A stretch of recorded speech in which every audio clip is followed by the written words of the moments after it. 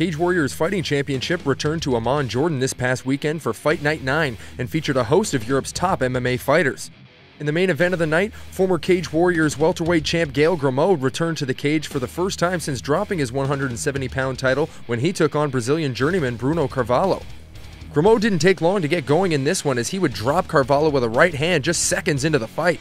From there, the French fighter wasted no time on his injured foe, blasting him with punches before eventually scoring the KO victory just a mere 45 seconds into the first round. Incredible KO for Bruno Carvalho. Gael Grimaud dropping the hammer. With the win, the 34-year-old improves to 18-6. In the co-feature, UFC veteran Che Mills moved up to the middleweight division for the first time in his 10-year career when he met France's Faisal Hussein. Both men looked to take this fight into their respective territories early, with Mills opting to use his striking and Hussein trying to get the fight to the canvas. Mills started to find his rhythm midway through the round before an unintentional eye poke halted the action.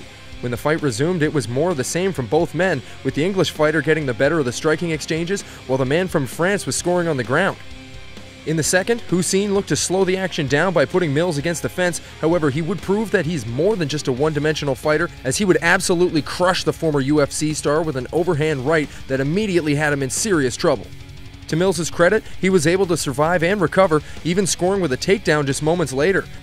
By then, however, the damage had already been done, and Hussein eventually was able to reverse position and absolutely rain down punches on his wounded adversary, basically knocking himself out from fatigue in the process.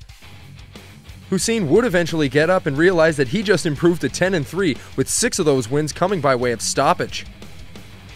Also on the card, 6-time Bellator FC veteran Ronnie Kid Ninja Man looked for his second straight win under the Cage Warriors banner when he took on durable Russian fighter Murat Peckoff.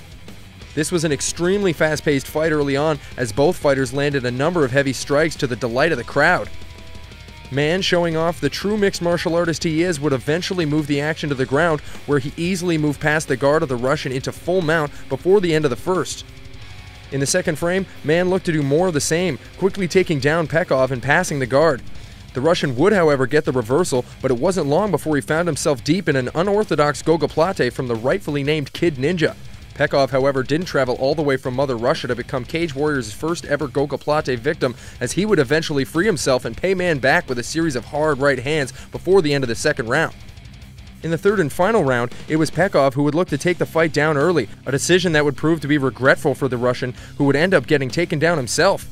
On the ground, Man once again looked to score with his submissions, but was unable to get anything to stick and was paid back with heavy strikes every time he failed. In the end, this one would go to the scorecards, where all 3 judges would score this fight in favor of your winner, Ronnie Man.